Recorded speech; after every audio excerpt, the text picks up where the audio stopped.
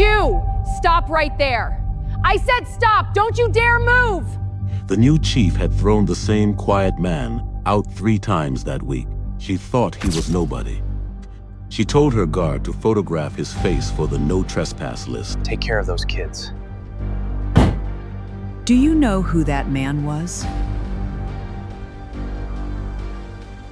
72 hours earlier.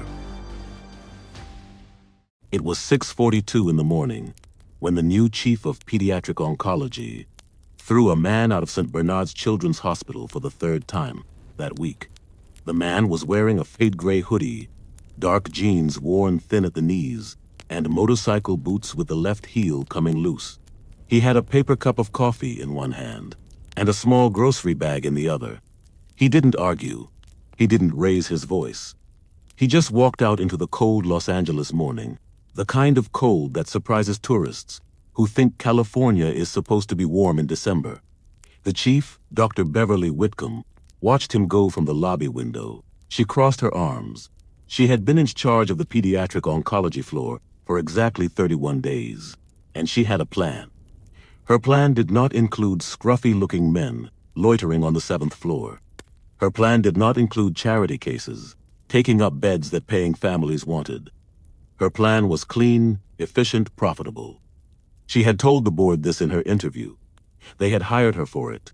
She turned to the security guard standing beside her. "If he comes back, do not call me. Just walk him out. We have standards here." The guard nodded. He was 23 years old and brand new. He didn't know any better. He was about to learn. That man in the faded hoodie had been walking into this hospital quietly on the same Tuesday morning of every month for the last 17 years. Nobody used to ask him to leave. Nobody used to notice him at all. And the reason for that, the reason this entire hospital had been built the way it was built, was about to come crashing down on Dr. Beverly Whitcomb in a way she would never recover from. Stay with me, because the man she just kicked out is someone whose name you already know. The night before, in a small studio apartment in Echo Park, a woman named Margaret Doyle was crying at her kitchen table. She was 44 years old. She had 2 jobs, one as a school bus driver and one as a night shift cashier at a gas station off Sunset.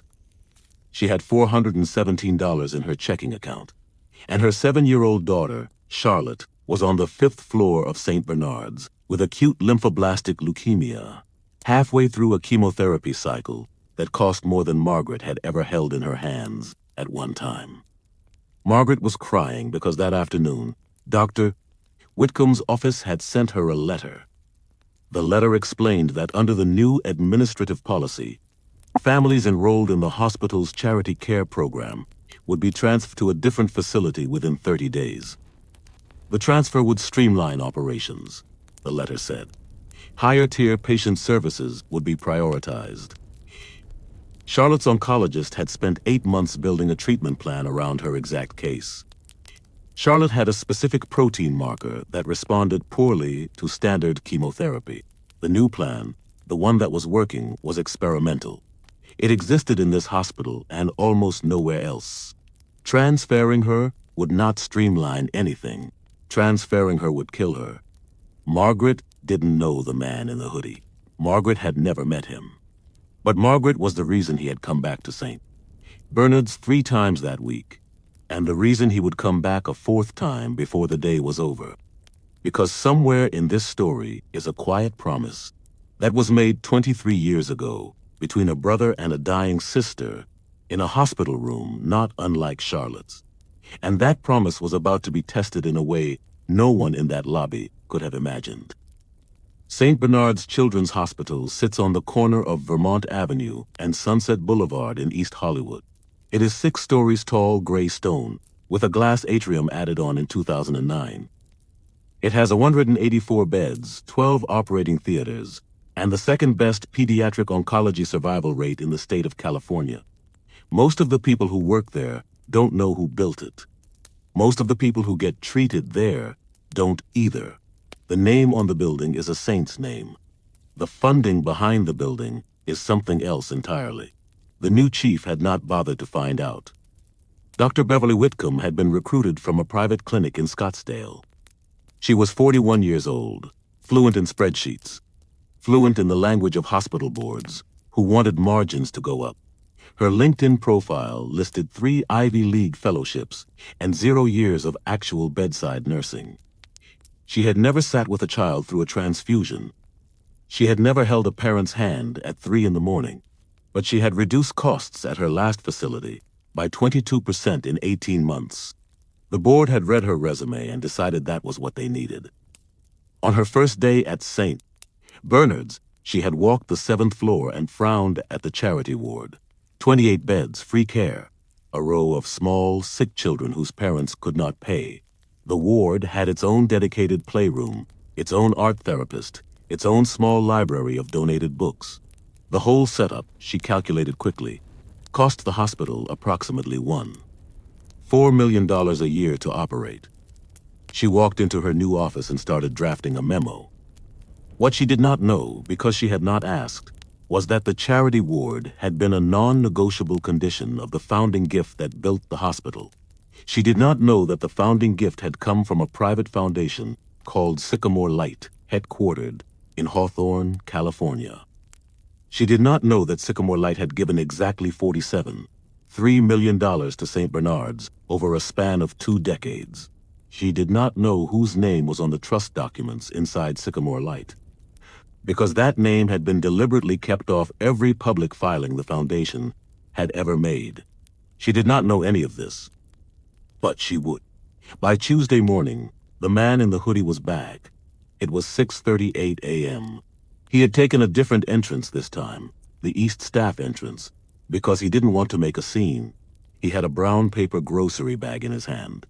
Inside the bag were 3 things: a stuffed rabbit, a copy of a children's book called The Velveteen Rabbit, and a small handwritten card. The card said, "For Charlotte." From an old friend. He had never met Charlotte. He had heard about her case, the way he heard about all the cases on this floor, through the quiet quarterly reports that came to his foundation's desk. The reports had names redacted, but they had stories. Charlotte's story had stopped him in his tracks 2 weeks ago. He had been in a hotel in Berlin, sitting alone in a room, reading about a 7-year-old girl in Los Angeles, whose mother had taken a second job to pay for a copay. He had closed the report. He had walked to the window. He had stood there for a long time. Then he had flown home. The east entrance opened into a back corridor that ran past the kitchens. He walked it quietly. He nodded to a custodian named Theo, who had been there since before he had stopped coming around as often. Theo nodded back without surprise. Theo had been waving hello to this man for almost 2 decades. Theo had no idea who he was. He took the service elevator to 5. He found Charlotte's room.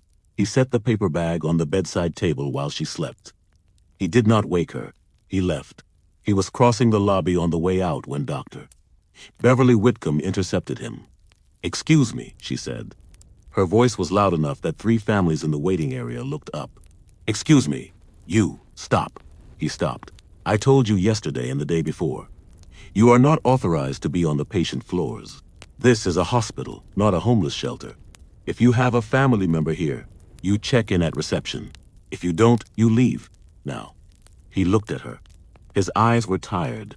The kind of tired that comes from flying a lot and sleeping in too many time zones in the same week. He had a few days of stubble. He was wearing the same hoodie he had worn the day before and the day before that. "I just dropped off a gift for a patient," he said. His voice was quiet. "I'm leaving now." "What patient?" He hesitated. The patient information was confidential. He had a habit of respecting confidentiality, especially other people's. "Just a patient," he said. She stepped closer to him. Her voice dropped, sharpened. "Sir, let me explain something. I run this hospital. I decide who is welcome on these floors. People like you, wandering in with no identification, no appointment, no business being here, are a security risk and a liability. We have children with compromised immune systems. We have families paying serious money for clean, controlled care. We don't need strangers off the street walking up to bedsides, leaving God knows what on bedside tables." She turned to the security guard. "Vince, walk him out." And this time, take a picture of him at the door. If he comes back, we call the police. I want him on a no trespass list by lunch." The man did not argue. He did not say his name. He did not pull out a wallet or a phone or a press clipping or any of the 1,000 things he could have pulled out to end this conversation in 11 seconds. He just walked out. The young guard, Vince, walked beside him to the door. As they reached the threshold, the man stopped. He turned slightly. He looked at, "What's your name, son?" "Vincent. Vince Halloran. Take care of those kids, Vince." Then he was gone, out into the cold air, hands in his hoodie pockets, breath visible in front of his face. Vince watched him cross the parking lot and disappear around the corner of the building. There was no car. There was no driver waiting. He just walked. Vince went back inside. Something was bothering him, but he couldn't say what. He had the strange feeling that he had just made a mistake he didn't understand yet. Inside room 412, Charlotte Doyle woke up at 7:14 in the morning and found a small brown paper bag on her bedside table. She opened it slowly, the way sick children open things, careful with whatever energy she had left. Inside was a soft brown rabbit with one ear that flopped over. Inside was a book her mother had read to her when she was 4, and inside was a card. For Charlotte, from an old friend. She did not know who the old friend was. But she held the rabbit against her chest, and for the first time in 11 days, she fell back asleep smiling. If you're still here, you need to subscribe and turn on notifications, because the next 60 seconds of this story are going to change the way you look at every quiet, ordinary person you've ever walked past. Dr. Whitcomb spent the next 2 days congratulating herself. She wrote a memo to the board summarizing the week's security improvements. She drafted a press release about the hospital's new premium care initiative, a tiered system that would route higher-paying families to a refurbished wing on 6. She had architectural sketches commissioned. She held a meeting with 3 pharmaceutical sales reps about exclusive contracts. She felt for the first time since taking the job, like she was in control. Then Thursday morning happened. At 9:17 a.m., a Blacktown car pulled up to the front entrance of St. Bernard's. A woman in her 60s stepped out. She was wearing a long camel coat and reading glasses on a thin gold chain. She walked with the calm, unhurried pace of someone who knows the building she is entering and does not have to ask where things are. She crossed the lobby and took the elevator to the top floor. Her name was Eleanor Brennan, and she was the executive director of the Sycamore Light Foundation. She had a folder under her arm. She had a phone call to make. She knocked on the door of the hospital administrator's office. The administrator, a tall man named Gerald Park, opened the door and turned pale. "Eleanor, I wasn't expecting euros." "I know you weren't, Gerald. May I sit?" She placed the folder on his desk. She opened it. "Gerald, I have a question for you, and I would like you to think very carefully before you answer.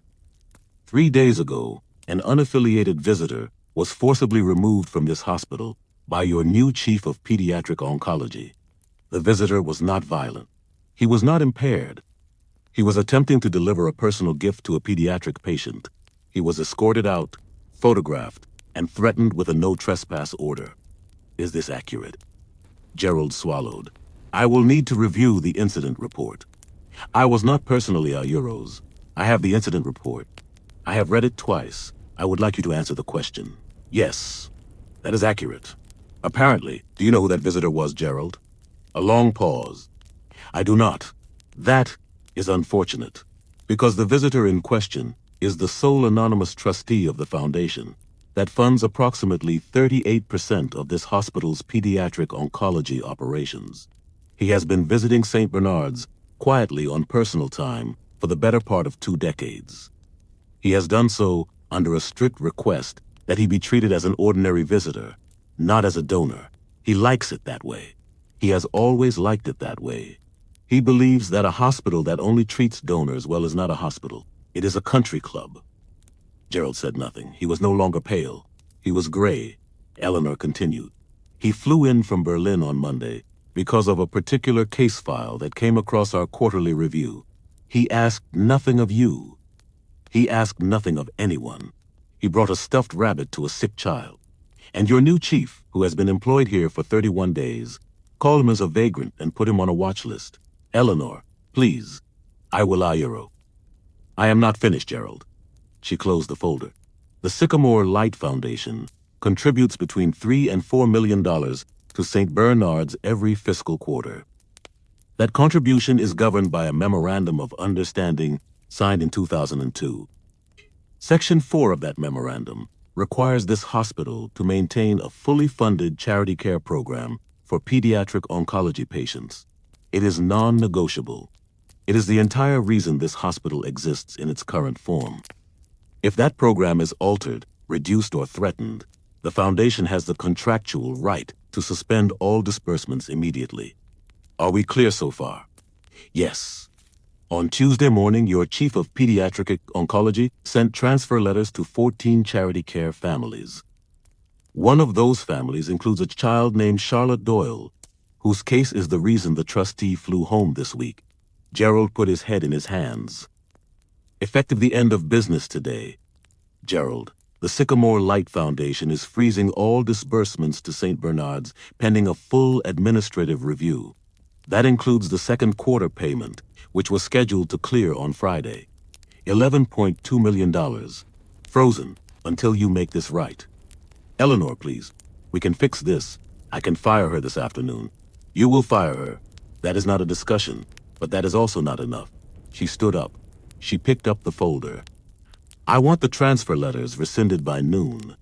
I want a written apology to every charity family hand-delivered by your office, on hospital letterhead, signed by you. I want Charlotte Doyle's family informed personally that her care is guaranteed for the duration of her treatment in this building by her current oncology team. And I want Dr. Whitcomb on the 7th floor at 3 o'clock this afternoon, in person, to face the staff she dismissed and the families she threatened. At 3 o'clock? At 3 o'clock. The trustee will be present. Gerald looked up. He's coming back? He is already in the building, Gerald. He has been in the chapel since 7 this morning. He is praying for a sick child. That is what he does on Thursdays, she left. At 2:47 p.m. that same afternoon, Dr. Beverly Whitcomb was called to the 7th floor conference room. She arrived in her white coat, her chin up, ready to defend herself. She had heard rumors all morning that something was wrong. She had not slept, but she still believed she was right. People like her, she had decided long ago, were almost always right. That was why they were people like her. The conference room was full. Gerald was there. Eleanor Brennan was there. 3 members of the board of directors were there. 2 oncology nurses were there. Theo the custodian was there, which confused her. Charlotte Doyle's mother, Margaret, was there, sitting straight-backed in a chair near the door, her hands folded in her lap like a woman in church. And in the corner of the room, by the window, sitting in a plastic chair, was a man in a faded gray hoodie. He was holding a paper cup of coffee. The same man. Dr. Whitcomb's stomach dropped slightly. She did not yet understand why. Eleanor Brennan stood up. Dr. Whitcomb, thank you for joining us. I want to be brief. On Tuesday morning, you ordered hospital security to remove a private individual from these premises. You did so without identifying him, without asking his business, and without considering whether your authority to do so was complete. You did so in front of patients and staff. You instructed your guard to document his face for a future trespass complaint. Do you recall this? I do. He was Ayuro. Do you recall this? Yes or no? Yes. Thank you. Dr. Whitcomb, I would like to introduce you formally to the founding trustee of the Sycamore Light Foundation. The foundation has, over the last 23 years, contributed approximately $47.3 million to St. Bernard's Children's Hospital. The foundation's founding gift built the pediatric oncology wing in which you currently work. The foundation's continued funding pays for 38% of the salaries on this floor, including, I should note, yours. She paused. Trustee, would you like to stand? The man in the hoodie stood up slowly. He set down his coffee. He looked at Dr. Whitcomb, and his face was not angry. It was tired. It was kind, in the worn-out way that some faces become kind only after enough sorrow has passed through them. Hello, he said. I'm Keanu.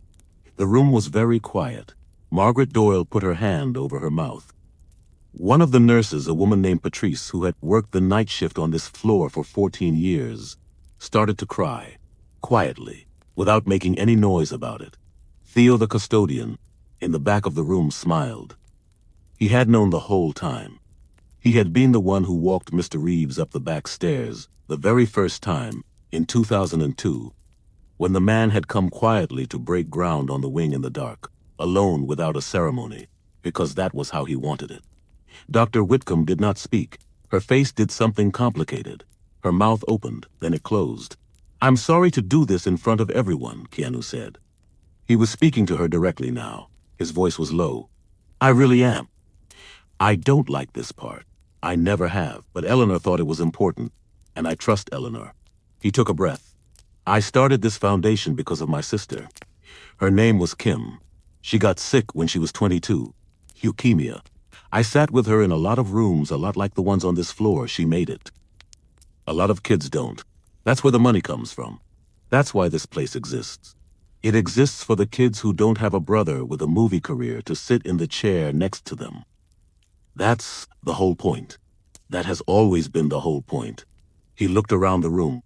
When I come here, I come as a person, not as a donor. I don't want a wing named after me. I don't want my picture on a wall. I don't want anybody to make a fuss. I want to walk in, sit with a kid for a minute, drop off a book, and walk out.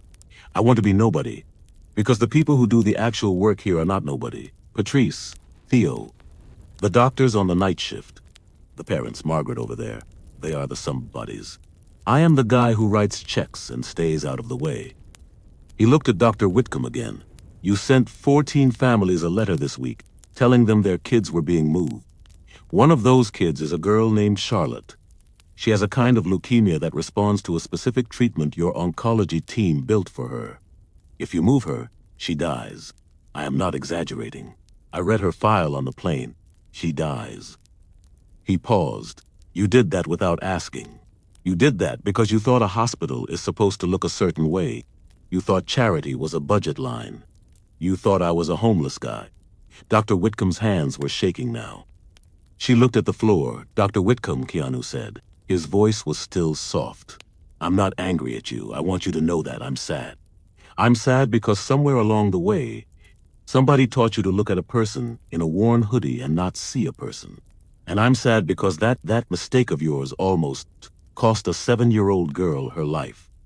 Those two things, the way you looked at me, and what you tried to do to those families, they are the same mistake. They come from the same place. Do you understand what I'm saying? She nodded, barely. I want you to say it out loud. She tried. She couldn't. He waited. Finally, her voice very small. I understand. Thank you. He sat back down. He picked up his coffee. Eleanor stood up again. Dr. Whitcomb, your employment at St. Bernard's is terminated effective immediately. Your access credentials have already been revoked. You will be escorted to your office to collect personal items only. The hospital will issue a press statement this evening, indicating you have resigned to pursue other opportunities. In return, you will sign a non-disparagement agreement, and you will never publicly discuss the details of this meeting. Are we clear? Yes. You may go. She did not move at first. She stood there in the middle of the room. She looked at Margaret Doyle. Margaret was looking back at her, not with hatred, but with something worse, which was nothing at all. The look of a woman who had spent her whole life being looked at the way Dr. Whitcomb had looked at the man in the hoodie, and who no longer had any energy left to be angry about it. Dr. Whitcomb walked out. The door closed behind her. The room exhaled. Subscribe and turn on notifications, because what happens next is the part that turns this story from a workplace scandal into the reason somebody in your life is still alive today. After the meeting ended, Keanu walked down to the 5th floor. He walked alone. He carried a second small paper bag. Margaret Doyle walked with him. She did not say much. She did not know what to say. She kept stealing glances at him out of the corner of her eye, the way people do when they are trying to make a face on a screen match, a face in person, and the math keeps not working. Mrs. Doyle, he said finally. Margaret, please, I'm just a guy. She laughed, very short. I know. I was a waitress in Toronto in 1997. I saw you order a sandwich once. You held the door for an older woman behind you. I remembered that. That sounds like a sandwich I would order. She laughed again. Real laughter this time. The kind that breaks something loose that has been stuck for a long while. They got to Charlotte's room. He let Margaret go in first. He waited in the hallway. He never wanted to be the first thing a sick kid saw when they woke up. He always wanted the parent to be there first. Margaret went in. She sat on the bed. She held her daughter's hand. She said, very quietly, "Honey, there's somebody here who wants to meet you." Charlotte looked up. She had the brown rabbit tucked under her chin. Who? The old friend, from the card. Charlotte's eyes went wide. Keanu stepped into the room. He stayed by the door. He smiled at her. It was a tired, gentle smile. "Hi, Charlotte. Hi. I brought you something else." He walked over. He sat down in the chair next to the bed, the way he had sat next to a different bed 20-something years ago, when his sister was the one who could not get out of it. He took a small box out of the second paper bag. He opened it. Inside was a silver bracelet with a single charm on it. The charm was a tiny sycamore leaf. "This was my sister's," he said. "She got better. She wore this the whole time she was sick. She gave it to me when she got out of the hospital. She said, I should give it to somebody who needed it more than I did. I've been carrying it around for a long time. I think it's been waiting for you." Charlotte stared at the bracelet. She looked up at her mother. Margaret nodded. Charlotte held out her wrist. Keanu fastened the bracelet on it. It was a little too big. She didn't care. "Thank you, mister." "You're welcome, Charlotte." He stood up. He looked at Margaret. He didn't say anything because there was nothing to say that was not going to break both of them in front of the kid. He nodded. Margaret nodded. He left the room. Outside in the hallway, Patrice, the nurse, was waiting for him. She handed him a tissue. He took it. He didn't use it. He just held it in his hand for a minute. Then he walked back down the hall and out the back door and got on a motorcycle that had been parked, unlocked, in the staff lot since 6 in the morning. He started it. He rode away. Vince Halloran, the young security guard who had walked him out 3 days earlier, was just clocking in for his shift. He saw the man on the motorcycle pass by. He saw the man's face. He froze in the parking lot for a long, slow moment. Then he went inside and asked the nurse at the front desk who that guy actually was. She told him. Vince sat down on a bench in the lobby and put his head in his hands. 11 months later, Charlotte Doyle's mother stood at a podium in the lobby of St. Bernard's Children's Hospital. The lobby had been renamed that morning. A small plaque had been installed near the front doors. The plaque said, "The Margaret Doyle Family Resource Center." Margaret had cried when she saw it. She had not wanted her name on anything. She had been told that. This time she did not get a vote. Behind her, projected on a screen, was a picture of Charlotte. Charlotte had hair again. Charlotte was holding the brown rabbit. The picture had been taken on the day. She was discharged 6 weeks ago. Declared in remission, 2.5 years ahead of the original treatment timeline, because of the experimental protocol that her oncology team had been allowed to keep running. Margaret cleared her throat. She unfolded a piece of paper. "I'm not a public speaker. I drive a bus and I work nights at a gas station. I've never given a speech in my life, so bear with me." She looked out at the crowd. There were maybe 120 people in the lobby. Hospital staff, foundation board. A few of the charity families. Theo, the custodian, was in the front row, in a suit he had clearly borrowed from somebody. "My daughter is alive because a man I have never seen on television in my life, even though apparently he is on television a lot, decided 15 years before I ever met him to put his money into a building so that kids like mine could get the best care money can buy, without anybody asking how much money we had. He did it quietly. He did it without his name on anything. He did it because his sister got sick a long time ago and he loved her." She paused. "He couldn't be here today. He's filming somewhere. He sent a note. Eleanor said I could read it if I wanted to, so I'm going to." She put down her speech. She picked up a folded card. It says Margaret. Thank you for letting me sit in your daughter's room that afternoon. I have spent a lot of years sitting in rooms like that one. Most of those years I was scared. The afternoon I sat with Charlotte, I was not scared. I want you to know that. Tell her the bracelet did its job. Tell her it is hers forever. With love, K. Margaret folded the card. She held it against her chest. There is a woman who used to work here, who got fired for what she did to me and to 13 other families. I am told she has spent the last year sending letters to the foundation, to Mr. Park. To me, she has sent me 4 letters. The first 3 I threw away. The 4th one I read. She looked down. In the 4th letter, she said she had spent the year volunteering at a free clinic in El Monte. She said she had been wrong about a lot of things. She said she did not expect to be forgiven. She said she only wanted me to know that the day she walked out of this building was the day she started becoming a different person. She said she still cannot say his name out loud without crying. Margaret looked up. I am not here to talk about her. I am here to say that the worst thing she did was not the letter she sent me. The worst thing she did was look at a man in a hoodie and decide he was nobody. Because if you do that to one person, you do it to 1,000 people. You do it to the bus driver. You do it to the cashier. You do it to the custodian. You do it to my daughter's mother. And eventually, if you do it long enough, the world gets very small and very cold and very wrong. She paused. My daughter has a rare blood condition that is now being studied in 14 hospitals because of the research grant that the Sycamore Light Foundation funded after her case file came across their desk. That grant has the potential to help thousands of kids. None of that happens if a man in a faded hoodie does not walk into a hospital quietly on a Tuesday morning with a stuffed rabbit in a paper bag.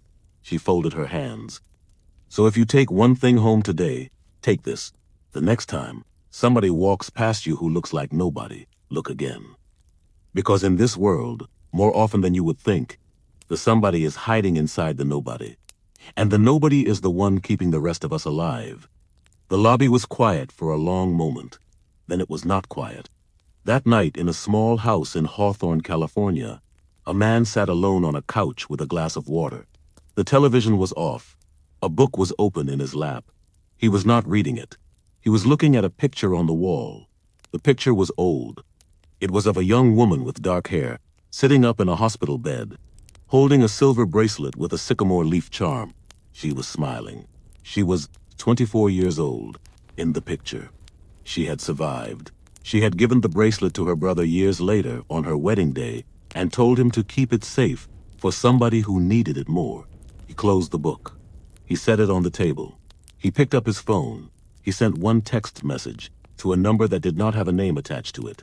The message said, "She's home. She's okay. We did good." He put the phone down. He turned out the light.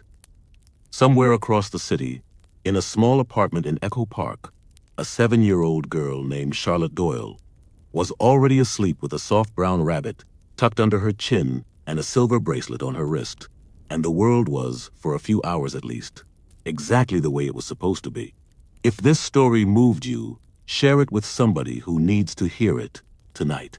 Share it with the parent who is sitting in a hospital waiting room right now and does not know if their kid is going to be okay.